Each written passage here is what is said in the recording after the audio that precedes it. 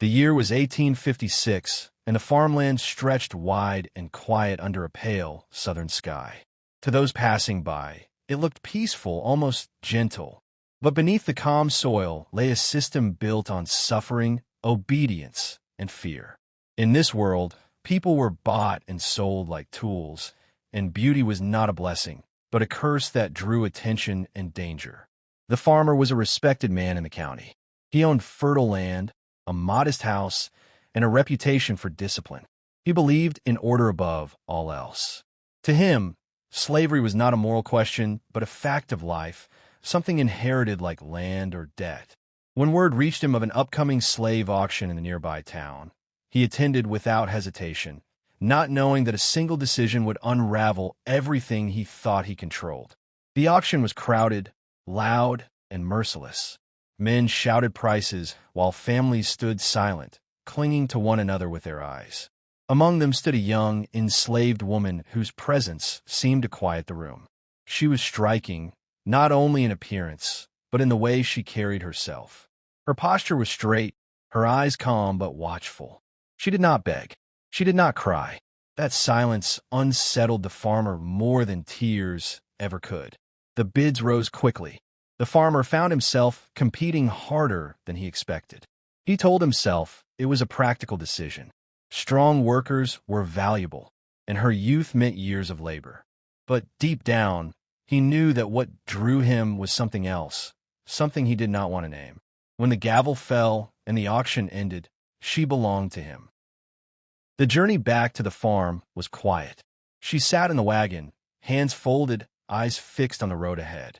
The farmer tried to speak, to assert his authority, but her silence made his words feel unnecessary, even foolish.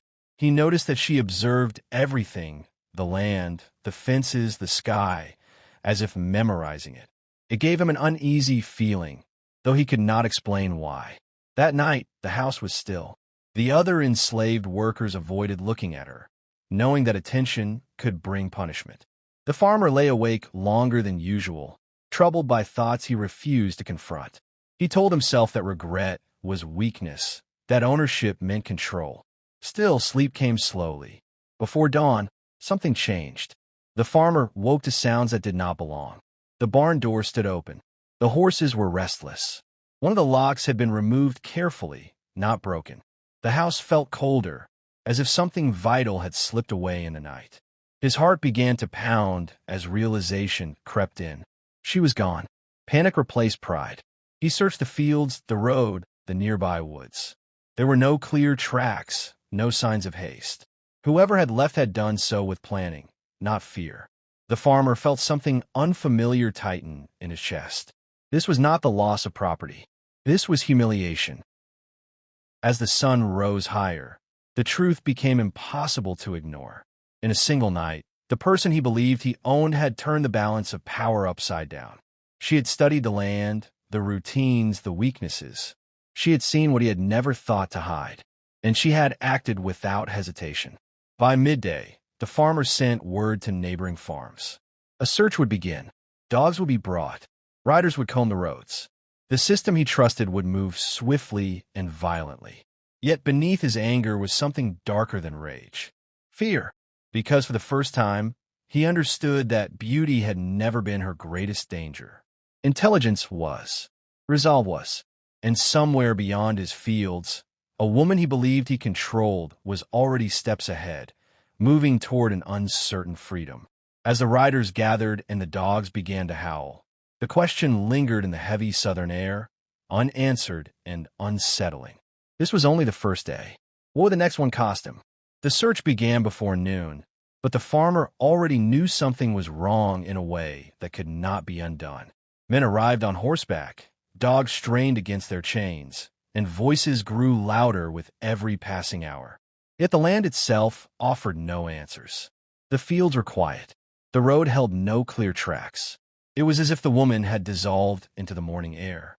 The farmer walked among the men, giving orders that sounded confident but felt hollow. He replayed the night in his mind, every detail he had ignored. The way she had watched the fences, the way her eyes lingered on the locks, the way she listened more than she spoke. He had mistaken silence for submission, and now that mistake was unfolding before him.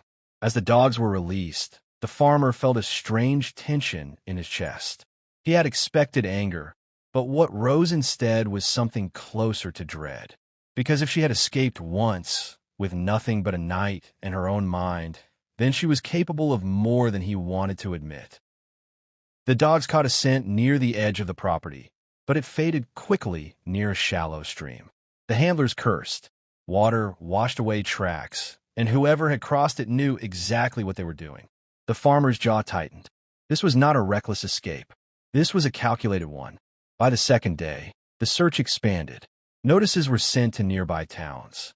Rewards were whispered, then spoken aloud. Her description spread quickly, and with it came unwanted attention. The farmer noticed the looks he received. Some men smirked.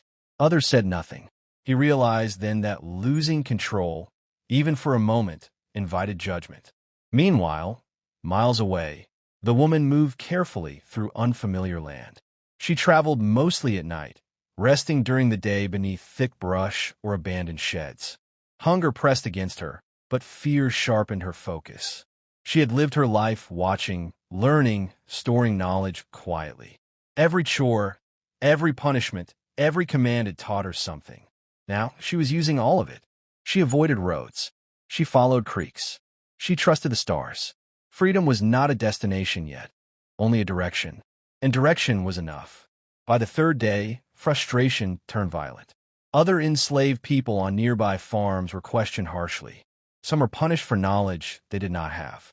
The farmer watched these scenes with a growing sense of unease. He told himself it was necessary, but something had shifted. He was no longer certain where authority ended and chaos began. The nights grew longer. Sleep abandoned him. He dreamed of open doors and empty rooms. He dreamed of eyes watching him from the dark. In daylight, he tried to restore order, but nothing felt stable anymore. One missing person had exposed how fragile his world truly was. On the fourth day, a rider returned with news. Someone matching her description had been seen near a river crossing 2 counties away. The farmer felt both relief and alarm.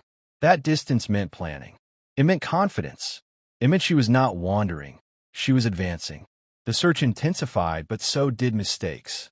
Men argued. Dogs lost the trail again and again. The farmer realized that every hour that passed increased her chances. The system he had trusted all his life was slow, clumsy, and loud. She was quiet, patient, and ahead. By the 5th day, rumors began to spread among enslaved communities. A woman had escaped. Not stumbled. Not been helped. Escaped. The story traveled quietly, passed in glances and murmurs. It did something dangerous. It planted hope. The farmer sensed this shift, though no one spoke it aloud. He responded with stricter rules, tighter control, harsher discipline. But fear cannot be beaten back once it has been replaced by possibility. As the days passed, regret crept in, not as guilt, but as realization. Buying her had not brought status or control. It had brought exposure. He had underestimated the cost of ownership. He had assumed obedience where there was awareness. On the 7th day, the search officially slowed. Men stopped coming. Rewards went unclaimed. The farmer stood alone at the edge of his land, staring at the road where she had once arrived, believing he had gained something. He had lost something instead. Far beyond his fields, the woman crossed into unfamiliar territory. Every step forward carried risk, but also distance from the life she had known. She was exhausted, thinner, marked by hunger and fear, but she was no longer owned. Each sunrise confirmed it. She encountered danger. Men who asked questions. Dogs in the distance. Nights when hiding was nearly impossible. But she adapted. She learned quickly who to trust and who to avoid. Freedom was not gentle, but it was hers. Back on the farm, the farmer's reputation changed. Whispers followed him. Some blamed him. Others mocked him. A man who could not hold what he claimed to own was no longer admired. Control, once cracked, never fully returned. He avoided the auction town after that. He avoided mirrors more than he cared to admit. The image of that quiet woman standing calmly before the crowd haunted him. not because of what she had been, but because of what she became. Years later, people would still tell the story. Some would embellish it, others would soften it, but the truth remained. One decision, made casually, had consequences that echoed far beyond a single night. The farmer never admitted regret aloud. But every time he locked a door, every time he watched the road at dawn, every time he noticed silence where obedience once lived, he remembered. And somewhere beyond the reach of his regret, a woman who had been bought and sold once moved forward, carrying with her the knowledge that freedom, once taken, could never truly be reclaimed. The system remained. The suffering continued. But one crack had formed, and history, quietly, had taken note. Time did not heal the farmer's unrest. It sharpened it. Seasons turned, crops were planted and harvested, but something essential had shifted on the land. The routines returned, yet they felt rehearsed, hollow. Every morning when the sun rose over the fields, the farmer inspected the fences a little longer than before. Every night, he checked the locks twice. Control had become a performance he no longer fully believed in. The enslaved people noticed the change. Fear still ruled their lives, but it was no longer complete. The woman's escape had created a silence filled with questions. If one person could leave and never be dragged back, what else was possible? No one said it aloud. Hope survived best when hidden. Stories moved faster than chains. On neighboring plantations, whispers spread of a woman who vanished without violence, without help, without leaving a trail. Some said she reached the river towns. Others believed she made it north.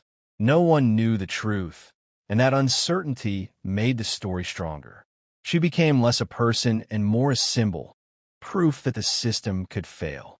The farmer tried to erase her memory. He bought another worker months later, choosing someone older, quieter, less noticeable. He told himself this was wisdom, but every comparison betrayed him. No one observed the land the way she had. No one listened the way she had. He realized too late that what he feared was not rebellion, but awareness. Meanwhile, the woman's journey did not end with escape. Freedom was not immediate safety. In unfamiliar towns, she lived in shadows, taking work that paid little and trusted no one completely. Each knock at night brought fear. Each stranger's glance carried danger. But even fear felt different now. It belonged to her. She learned to read the world quickly. Which roads to avoid, which faces carried cruelty, which kindness came with a price. Survival demanded constant judgment, and she met it with the same. Years passed. The country itself began to change. Tensions grew. Arguments over slavery sharpened. Violence erupted in places far from the farmer's land. What had once felt permanent began to feel threatened.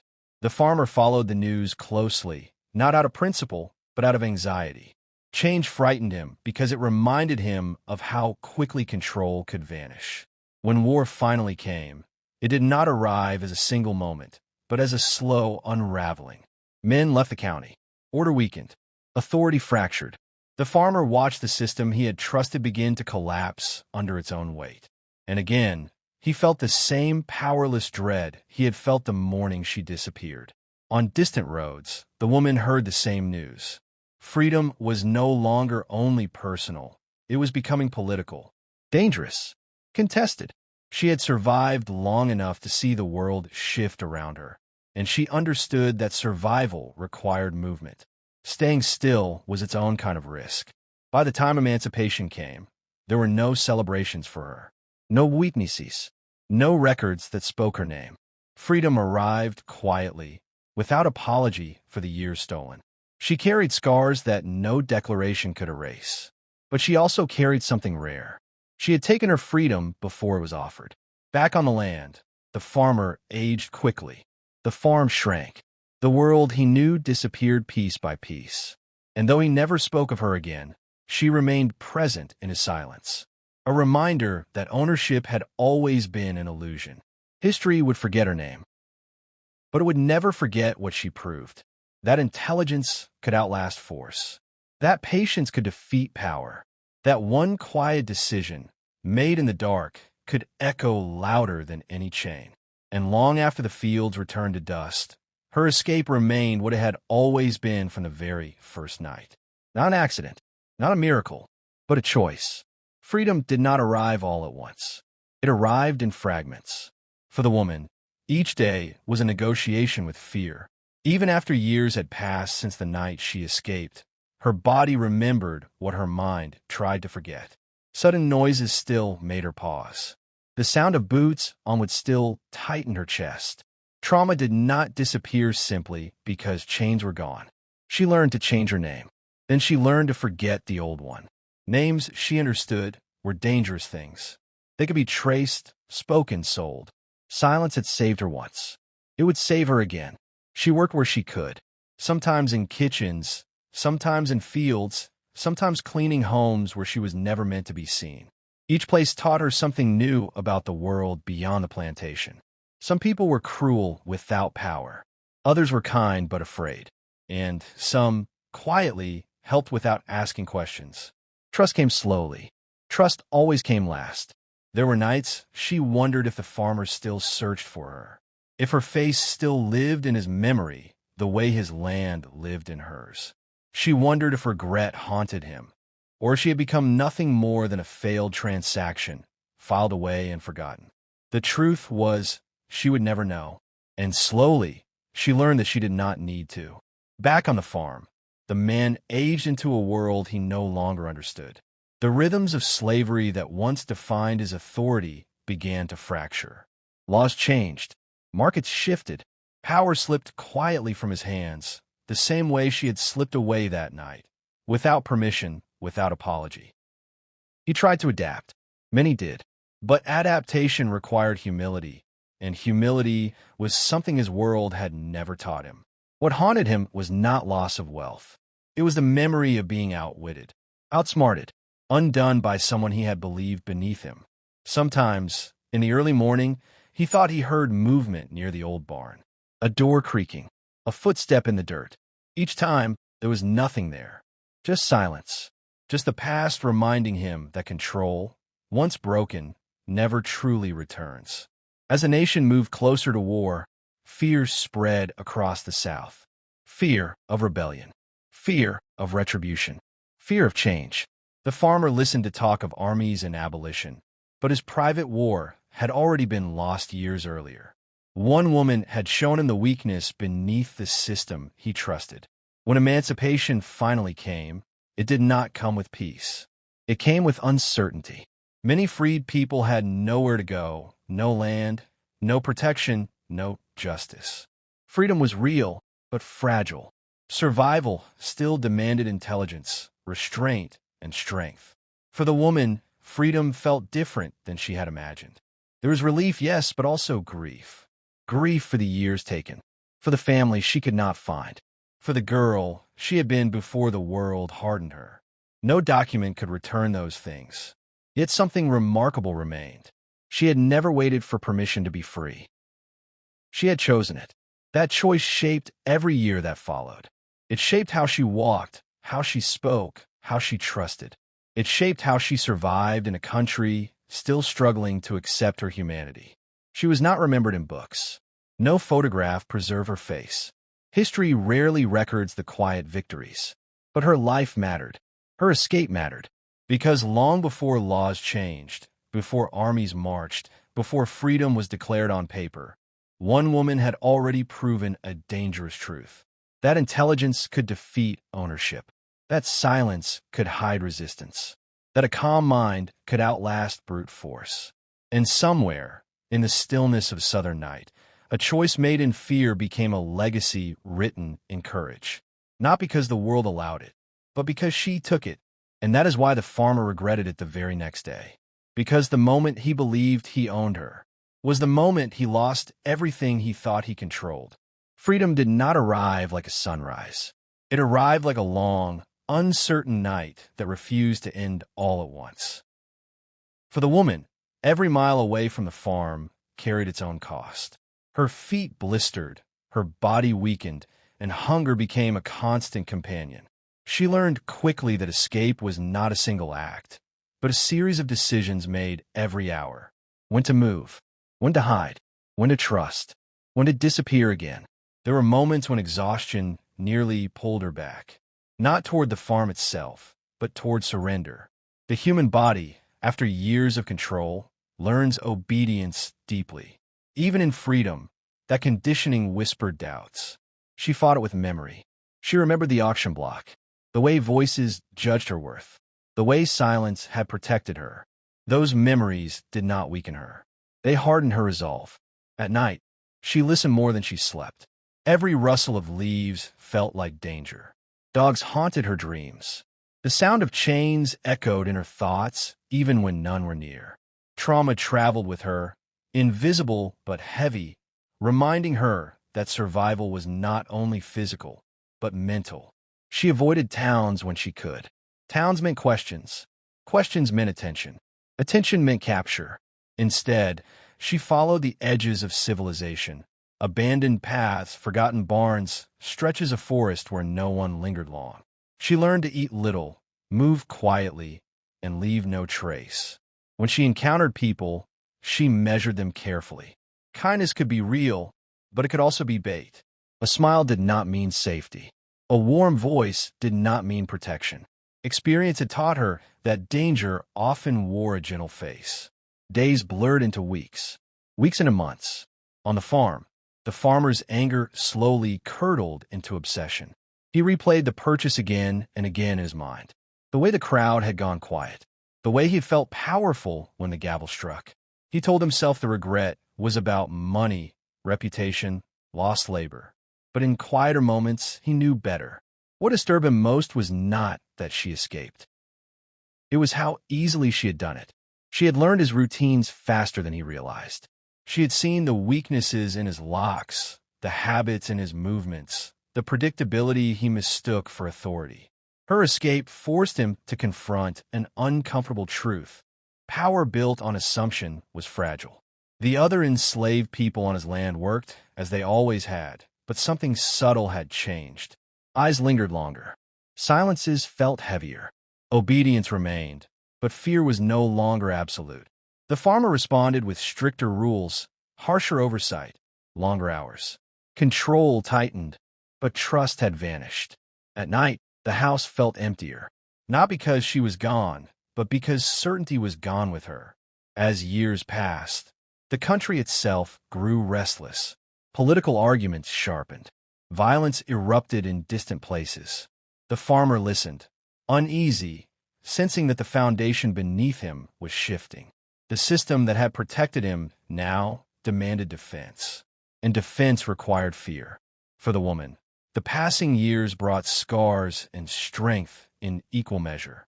She found work where she could, sometimes paid, sometimes exchanged for shelter. She learned to keep her head down and her thoughts sharp. Each new place demanded reinvention. New name, new story, new silence. She met others like her, people who had escaped, people who had been freed, people who lived permanently on the edge of the law. Their stories overlapped in pain and resilience. Together, they shared knowledge quietly. Safe routes, dangerous towns, which faces to trust. But even among them, she remained cautious. Freedom had taught her self-reliance first. There were moments of unexpected beauty. Sunrises she watched without permission. Meals eaten slowly, without fear of interruption. Small choices that once belonged to someone else now belonged to her. These moments did not erase the past, but they softened its grip. Still, grief lingered. She grieved the family she never found. The years stolen without apology. The girl she had been before survival became her identity. Freedom, she learned, did not mean forgetting. It meant carrying memory without letting it crush you. When the war came, it confirmed what she had already known. The world she escaped was breaking apart.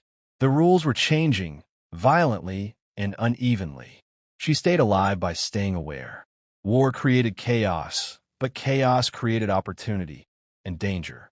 When emancipation finally arrived, it did not arrive with celebration for her. There were no crowds, no speeches, no papers placed gently into her hands. Freedom had already been claimed the night she walked away from the farm. This was merely the world catching up. Back on the land, the farmer aged into irrelevance. The authority he once wielded dissolved as laws changed and labor disappeared. Fields that once felt secure became burdens. The world moved forward without asking his permission. He never saw her again, but she never truly left him. Every empty barn, every broken fence, every silent night carried her absence like a shadow. She had undone him not by force, but by revealing how little control he had ever possessed. History did not record her name, but history felt her impact. Because before armies marched, before laws changed, before freedom was declared, one woman had already rewritten the rules that governed her life. She did not wait to be rescued. She did not ask to be spared. She observed. She planned. She chose. And that choice rippled outward, quietly, dangerously, into a world that depended on obedience to survive. The farmer regretted buying her because she exposed a truth he could never escape. That ownership was an illusion. That intelligence could not be chained. That the human spirit, once awakened, does not return to sleep. And somewhere beyond the reach of his regret, a woman continued living. Not as property, not as a symbol, but as herself. Free not because history allowed it, but because she took it. Time did not soften her memories. It reorganized them. Some memories faded at the edges, losing faces and voices, but others sharpened. The auction block never blurred. The sound of the gavel never dimmed. The weight of being measured with eyes that saw only value, never humanity, stayed intact. She learned to live with those memories the way one lives with an old injury, carefully, aware that sudden movement could reopen it. She avoided mirrors when she could. Reflections reminded her of who she had been when others decided her worth. Instead, she focused on movement, on forward motion. Standing still invited thought, and thought invited pain. There were winters when survival felt impossible. Cold exposed the body's limits quickly, especially for those without protection or permanence. She learned to layer rags, to sleep near animals for warmth, to wake before frost settled into her bones. Hunger made her dizzy. There were days she ate nothing at all, days when the choice was between safety and food, and safety always won. She never begged. Begging required trust, and trust was dangerous. When she found work with free Black communities, she felt something unfamiliar, belonging without ownership. Even then, fear lingered. Slave catchers moved freely through northern towns. Freedom had borders, but danger ignored them. Papers could be forged. Accusations could be enough. She stayed alert, always alert. Sometimes she heard others talk about plantations they once escaped. Some names sounded familiar. Some places stirred her memory. She never spoke of her own past in detail. Her story felt too fragile to expose, too precious to risk. Meanwhile, the farmer's world continued to shrink. He watched neighbors lose land, watched labor systems collapse, watched laws change in ways he did not understand and did not welcome. He blamed politicians. He blamed outsiders. He blamed progress. But he never blamed himself. Still, at night, regret crept in uninvited. He remembered her composure, the calm that unsettled him, the way she never pleaded, never flinched unnecessarily. He had mistaken that calm for emptiness. It had been intelligence. The thought unsettled him more than anger ever could. The farm, once orderly, became a place of constant correction. Workers left when they could. Productivity dropped. Fear no longer motivated the way it once had. The farmer responded by tightening control, but authority built on fear erodes quickly when belief disappears. He began to realize that slavery had not made him powerful. It had made him dependent. As war tore the nation apart, he listened to cannon fire echoing through distant reports. He imagined chaos reaching his land. He imagined retribution. He imagined losing everything. The same fear he had felt the morning she vanished returned, multiplied. For the woman, the war confirmed something she already knew. Systems built on cruelty collapse violently. She did not celebrate the destruction. She survived it. She encountered soldiers, deserters, refugees. Each encounter carried risk. She learned which uniforms meant danger and which meant opportunity. She learned when to speak and when to vanish.